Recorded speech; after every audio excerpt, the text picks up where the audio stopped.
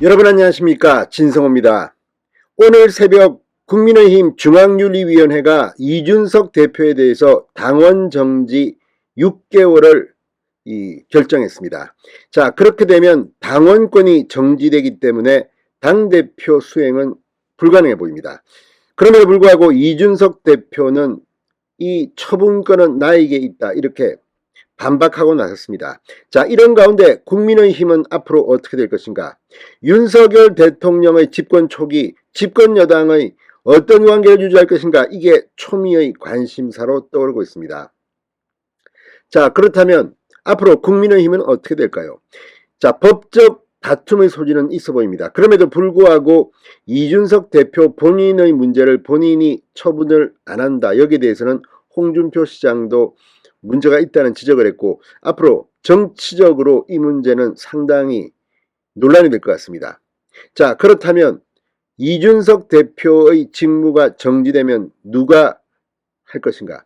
몇 가지 방법이 있습니다. 비상대책위원회로 전환할 수도 있고, 조기 전당대회를 열어서 새로운 당대표를 뽑아 나머지 임기를 채우게 할 수도 있습니다. 아니면 그 절충으로 비상대책위원회를 적당히 유지하고 내년 초쯤 전당대회를 열 수도 있습니다. 자, 여러 가지 가능성인데 지금 가장 중요한 역할을 할 사람은 권성동 원내대표임은 분명해 보입니다. 자, 지금 투톱이 당대표와 원내대표입니다. 당대표는 당원들이 뽑은 당의 대표이고, 그 다음 2인자가 의원들이 뽑은 원내대표입니다. 당대표에게 문제가 생기면 원내대표가 일단 비상대책위원장을 맡는 것이 일반적인 상례입니다. 자, 그러면 국민의힘은 권성동 비대위 체제로 전환할까요? 자, 이 문제를 놓고 이제 상당히 갈등일 것 같습니다. 또 하나의 관심사는 지금 이준석 대표에게 이런 유고 상태가 생겼다. 이게 법적으로 클리어된다면 나머지 최고위원들은 어떻게 할 것인가? 자, 지금 나머지 최고위원들이 총사퇴를 하게 되면 새로운 전당대회 혹은 비대위 출범이 가능해집니다. 이 문제에 대해서 권성동 원내대표가 오늘 원내대책회의를 열고 입장을 밝혔습니다. 뭐라고 했을까요? 가장 중요한 것은 이 국민의힘 내부 혼란을 빨리 정리하고 국정에 매전하는 겁니다. 벌써부터 국민의힘 내부에서는 세대 갈등의 조짐도 보이고 있고 좀 심상치 않는 조짐들이 보입니다. 참 걱정입니다.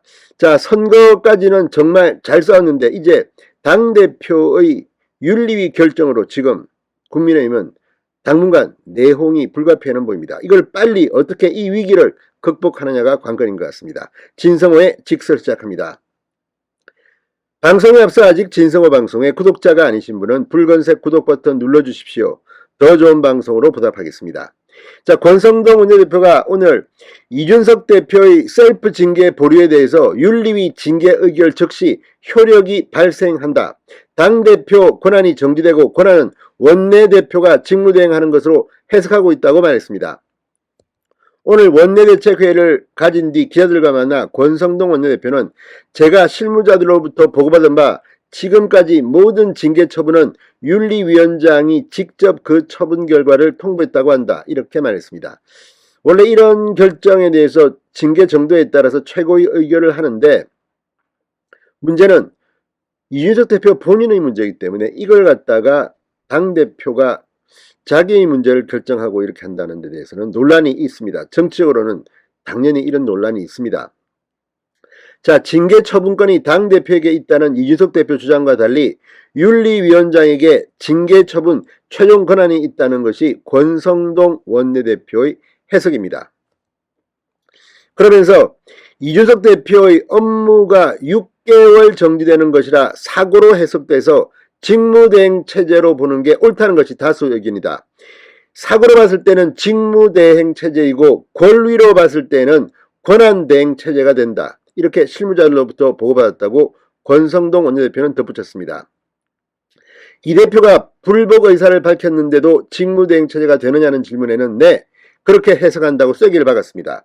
지도부 총사퇴 여부에 대해서는 아직 최고위원들과 논의해 본 적이 없다고 말을 아꼈습니다. 자, 앞서 원내대책회의에서 당의 입장에서 매우 불행한 일이다. 집권여당 원내대표로서 국민 여러분께 송구하다는 말씀을 드린다. 윤리위 결정에 대해 의원 여러분은 각자의 입장이 있을 것이다. 그러나 과도한 해석과 거친 표현을 자제해달라. 특히 익명 인터뷰는 절대 하지 말자. 지금은 말 한마디가 당의 갈등을 더욱 증폭시킬 수 있다. 이렇게 당부했습니다.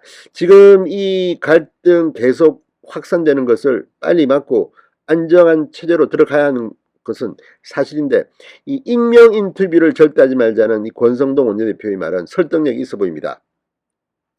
권 원내대표는 대선 승리 4개월 만에, 지방선거 승리 1개월 만에 다시 당이 심각한 위기를 맞았다. 당의 혼란을 극복하고 상처를 치유하는 것이 저를 포함한 당원의 의무라고 말했습니다.